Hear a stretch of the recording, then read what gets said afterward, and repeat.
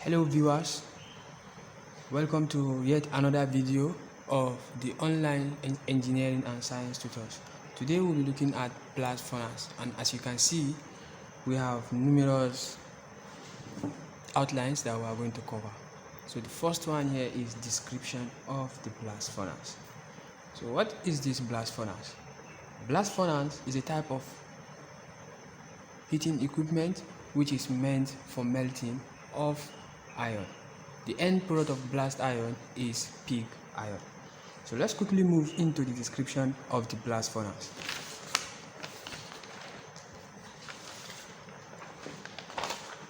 Now, this is a typical blast furnace. As you can see from this blast furnace, we have different temperatures and we have gases, then we have different nomenclature. Now, the first thing here is look at the furnace top. This furnace top, you can also call it furnace throat. Now, this furnace throat, its main function is to allow the charge in which the charge we are going to charge into the furnace, and those charge are the ore, we have the coke, and then we have finally the flux. This ore, it could be hematite and it could be magnetite. Depending on the type of ore we want to use, we could use hematite, we could use magnetite, and the next one is coke, the next one is flux. The function of this throat is to accept all of this charge into the blast furnace. That is furnace top or throat. Then the next one is stack. The stack is that region just above the furnace weight and the throat that accommodate all the charges that have been charged.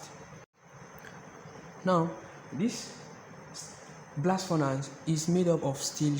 Okay, the shell of the blast furnace is made up of steel. Now we have the outside part and we have the inside part. Between the outside steel and the inner layer, there's a gap which is being occupied by refractory lining. And we all know that what refractory are those materials that serves as heat insulator. That is, they prevent heat loss. Okay, they serve as what heat insulator to the blast furnace. After that, we are going to have the bush.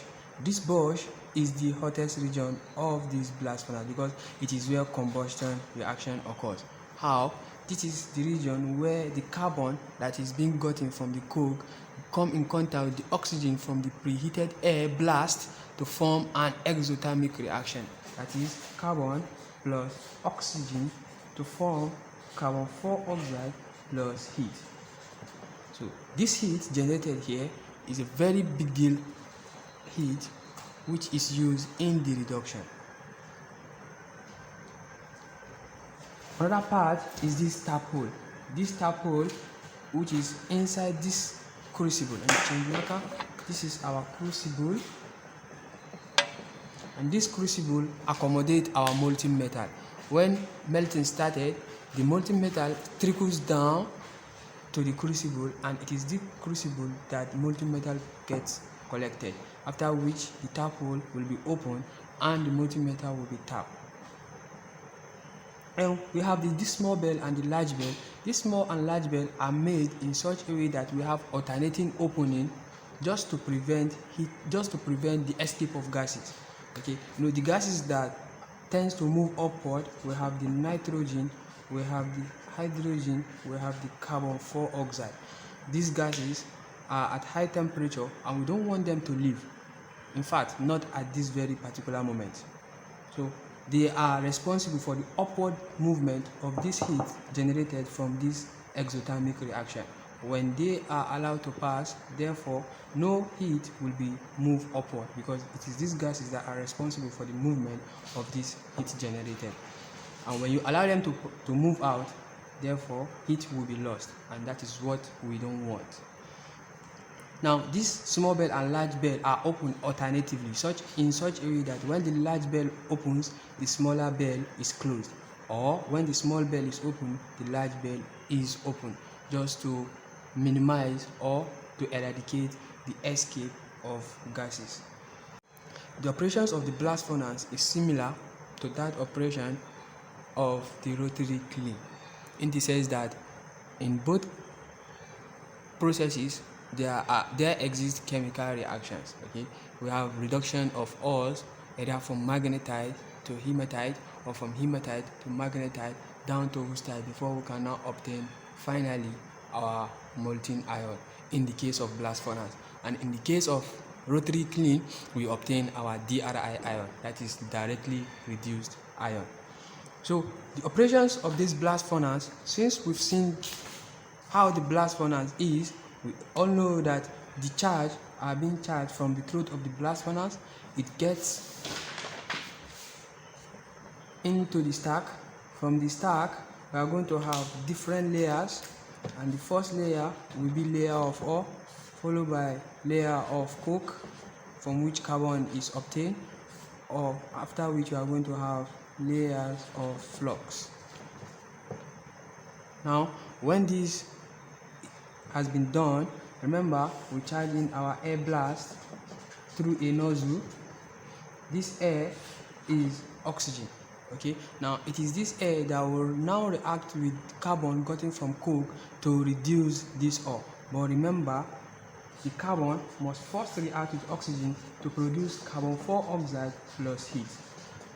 This heat will now be responsible to move will now move to the atmosphere of the furnace by hydrogen, by nitrogen, and as well by this carbon 4 oxide produced. But we don't need this carbon 4 oxide in our reaction. What we need is carbon monoxide. And how do you get carbon monoxide? Remember, we charge this coke in large quantity, so we are now going to have this carbon 4 oxide reacting with this excess carbon to produce carbon monoxide.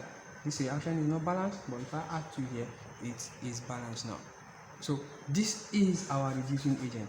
Now I can now tell you that this carbon serves 2 functions in the blast furnace. The first one is as a reducing agent, and the second one, it generates heat or source of heat. So basically, this is just the operations of the blast furnace. Now we'll be looking at the reactions that occur in the blast furnace. Reactions in the blast furnace. Now the first reaction that we might likely encounter or see in the blast furnace is carbon reacting with oxygen. That is the oxygen that is blown in through the nozzle, that is from the air blast, to produce carbon 4 oxide plus heat. This is the first reaction. The second reaction, since this is a gas that moves the heat generated from the point of production, that is the combustion zone, to the reduction zone of the furnace, that is to say, we don't need this in our reduction processes. The gas that we need in our reduction process will now be produced in the next reaction, which will be favored by carbon 4 oxide reacting with the excess carbon that we have from our coke to produce carbon monoxide, which is our reducing agent. Now, since we have gotten our reducing agent, this reducing agent will not attack the ion that we charge, the iron ore, which is what? Fe2O3. Now, I have a question at this junction. Why do we use Fe2O3 instead of using Fe3O4, that is magnetite? Okay, let's do it this way. Let's leave this for now. Let's come back to it later. Now, let's quickly calculate percentage of iron in Fe2O3. Now, what is the formula for this? The formula for this is mass of iron in Fe2O3 all over molecular mass of Fe2O3, which is hematite. Everything multiplied by 100%. Now, from our periodic table, we know that iron is number 56 on the periodic table, and it is 2.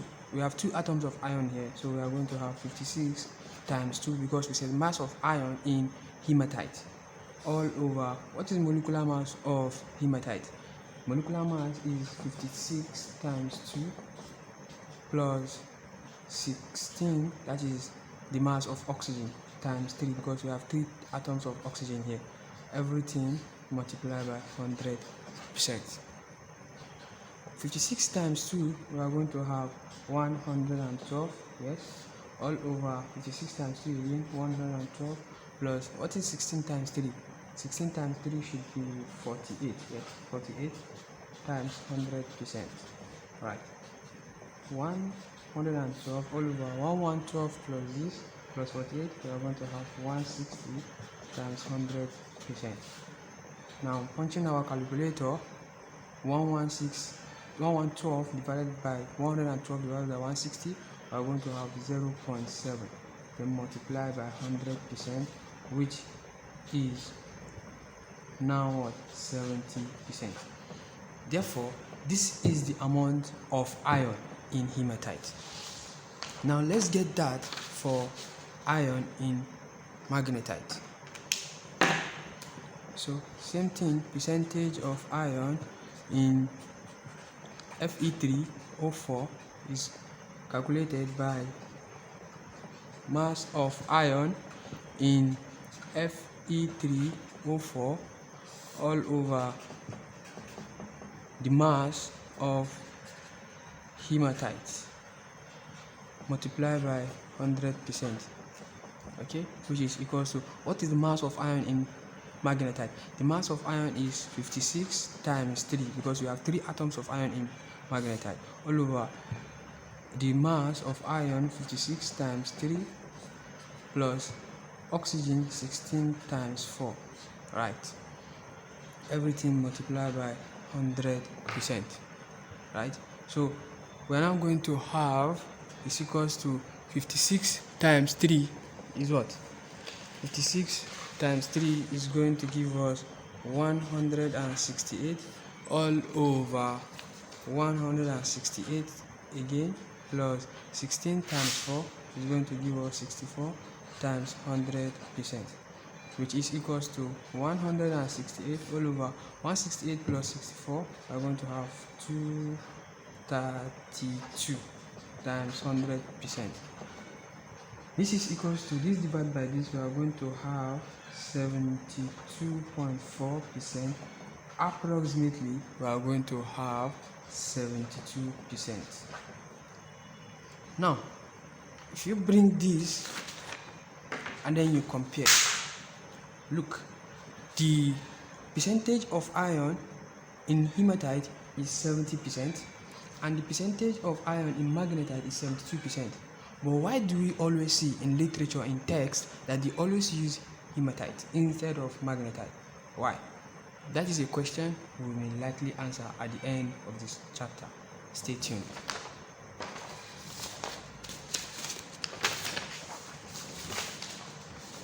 Now, this is hematite. We've seen practically, or we've seen partially, why we should use hematite, which we will see completely at the end of the video, at the end of the presentation, why we are using this. F2O3 plus this gas that is being generated from this reaction, equation 2, plus carbon monoxide to produce Fe3O4 plus carbon dioxide. This reaction is not balanced, but I can balance this reaction by adding 3 to this and by adding 2 to this. So that 3 times 2 I have 6, 2 times 3 I have 6, 3 times 3 I have 9, plus 1 10, 2 times 4 8, plus 2 I have 10. 1 carbon, 1 carbon, the reaction is balanced. Again, we pick this magnetite Fe3O4 plus carbon monoxide, that is our stable reducing agent, to produce Fe plus carbon 4 oxide. This reaction is not balanced, but you can balance it by just adding 3 here. FeO is wostite. Okay, FeO, this is wostite, and this is magnetite, and this is hematite. The reaction is balanced. but we are looking for pig ion, not an ion with attached with oxygen. So again, we pick this Fe. Oh, remember all these reactions are occurring inside the blast furnace, plus carbon monoxide to produce iron plus carbon 4 oxide. Now this is what we are looking for.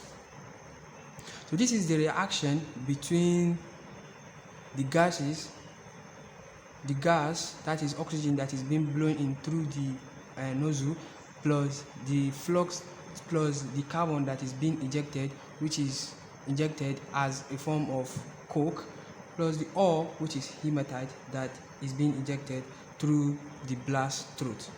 Then we're now going to see the reaction between flux.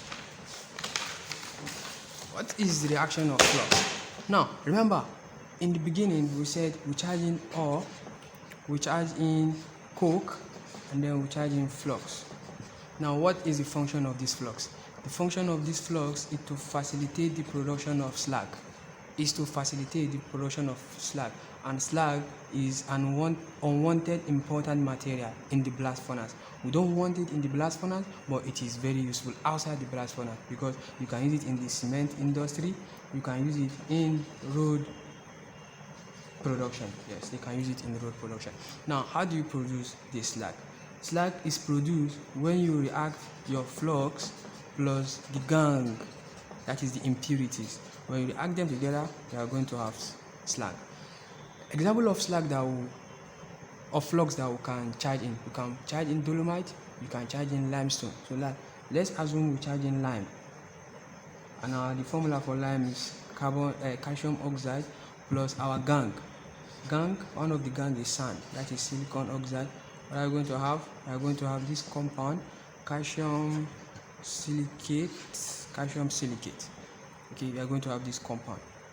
Again, if you have another gangue, which is alumina, Al2O3, what are you going to have? You are going to have calcium aluminate, that is calcium Al2.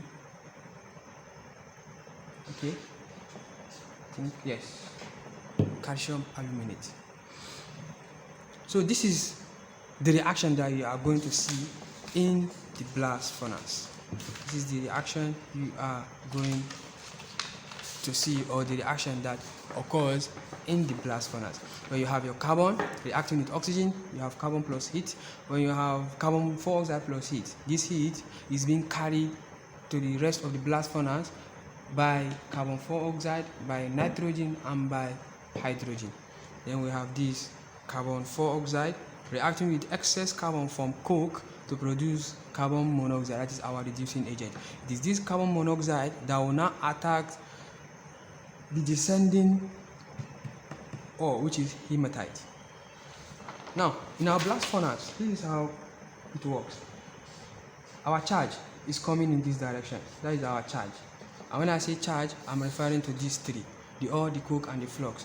And then our fuel and the reducing agent, that is our fuel, are coming in this direction.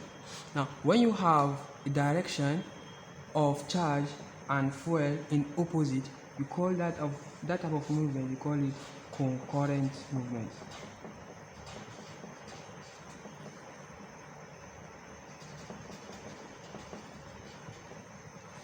Okay, you call it, made a mistake, you call it counter current,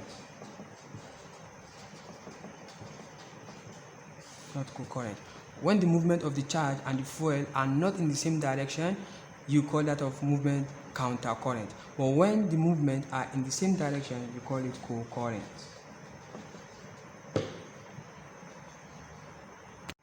Then the final product, after all the reaction has been completed, what is the final product we are going to have?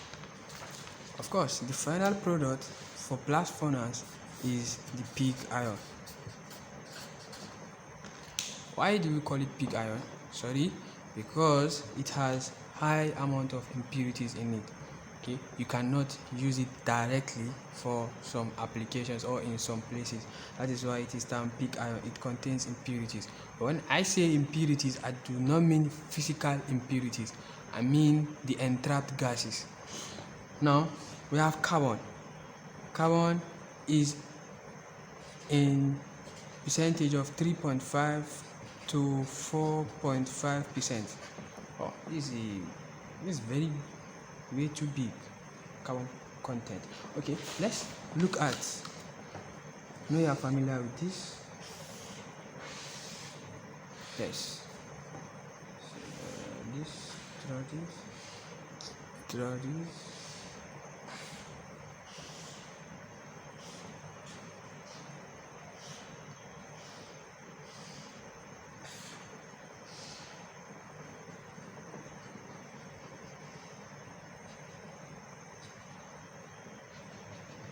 Yes, this is our ion carbon diagram, and we know this is 0.02, that is 0.8, this is 2.1, this is 4.1, and this is 6.67.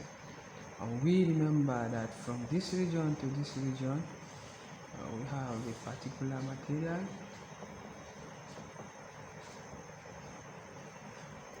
Any material that has carbon content from 0 to 2.1 is steel, while anyone above 2.1 up to 6.67 is cast iron. So you can see steel is having high strength, high ductility, high impact resistance, and its carbon content is less than 2.1%. Okay, so this is just a rough sketch of ion carbon diagram, right? Just sketch to just show us that what carbon content of peak ion, which is 3.5 to 4.5, is very, very high. How is it high? Of course, it will have high strength. Of course, it will have high strength, but low ductility, low impact resistance, which of course that makes peak ion not to be applicable in some areas. Then we have the silicon. The silicon is within the range of 0.5 to 4.0%. We have the phosphorus, which is from within the range of 0.5 to 2.5%. Then we have the manganese, which is from 0.15 to 2.15%. And finally, silicon should be, sulfur should be, sulfur should be 0.2%. Now, I intentionally wrote 3.52 using this word 2. This one 2, this one 2, but this I use dash. Please and please, some examiner, they wouldn't take this. Okay, the examiner, they wouldn't take this. It doesn't take you anything to just write 2, just like this. If you write this, truth of the matter, it's just like you are subtracting this value. You are subtracting these values from each other. To be on the safer side, just write 2 as always. Even you are writing temperature, let's say you want to write temperature of some ring, you can just write 5 degrees Celsius to 10 degrees Celsius. You don't need to write 5 degrees Celsius to 10 degrees Celsius. Please and please, some examiner, they won't take this lightly. It is mostly important you write the word 2, 3.5 to 4.5%. So this is the composition or the blast, the final product obtained from the blast furnace. So finally, the next one we're going to be looking at is the expected questions. If you are taking this course anywhere around the world, I've prepared some questions that you should be expecting should you want to write the exam. The very first question here says, explain why hematite is used mostly instead of magnetite, even though magnetite contains high percentage of iron, which is very right. From this little calculation that we did, you see the iron content or the percentage of iron in hematite is 70%, while the percentage of iron in magnetite is 72%, of course. So they are now saying, explain why hematite is used mostly instead of magnetite, even though magnetite contains high percentage. When you mine economically, we want to mine economically so that we'll have high grade concentrate, right? And of course, from this calculation now, we see that it is by using magnetite that we are going to achieve that, but we choose to use hematite. Why? We are going to see that. Second one is briefly explain how pig iron is obtained from blast furnace. The third one is what is the iron percentage in hematite. The fourth is what other name could be used to identify Fe3O4, which is magnetite. And the fifth one is what is the chemical composition of pig iron. What is the chemical composition of pig iron? This is the question, so we are just going to answer them one after the other. The first one said, explain why hematite. Number one, explain why hematite is used mostly instead of magnetite, even though magnetite contains high percentage of iron. There are just two reasons here. The first one depends on your region, that is availability. Yes, it depends on your region. Indian might have high deposit of a particular ore, while USA, Nigeria, they might not have the same deposit of that particular ore. So it depends on the availability. It is what you have at your disposal that you make use of. So that is one reason why hematite is mostly used instead of magnetite. The second reason is, if you check hematite and magnetite, hematite, my first reason here is it is easily reducible. Easily reducible. Why magnetite is not easily reducible? What is the secret behind this? Now, hematite, it changes its microstructure at about 500 degrees Celsius. Now, when microstructure is about to change, it expands. That hematite expand, that means the volume expand, and when the volume expand, you have ores, you have openings around the ore. You have openings, thereby allowing gas, reducing gas to penetrate easily into hematite, which makes hematite to be easily reducible. What I'm trying to say is that when you are using hematite and magnetite at the same condition, everything is constant. You will reduce hematite more rapidly compared to magnetite, because first one is what? The microstructure of hematite quickly changes compared to magnetite. At about 500 degrees Celsius, you have the microstructure of hematite change. And how does that happen? It happens because when the microstructure of hematite is about to change, there is increase in volume. And when there is increase in volume, there is openings. And when there is openings, you are giving room for easy penetration of the reducing gas, that is carbon monoxide. When carbon monoxide will easily penetrate into this ore, thereby giving room for quick reduction. So that is why hematite is more preferable than magnetite. If you use magnetite, you are likely using more fuel, you are using more energy, and then you use more time. But hematite, since you say it is easily reducible, you can just reduce it in less time compared to magnetite. I hope that answered it. Number two says briefly explain how pig iron is obtained from blast furnace. Now, if you want to explain how pig iron is obtained from blast furnace, we know what blast furnace is and we know what pig iron is. Pig iron is a final product obtained from the blast furnace, having carbon content of 3.5 to 4.5%, silicon 0.5 to 4.0%, phosphorus 0.025 to 2.5%, manganese 0.15 to 2.15%, and sulfur having content of 0.2%. Now, the first step is to get our charge. The first step is to bring in our charge. I told you this charge, the first one is ore, followed by coke, and followed by flux. Second one is to get our preheated air. And this preheated air is being transferred into the blast furnace through nozzles. And this will give rise to what? Oxygen.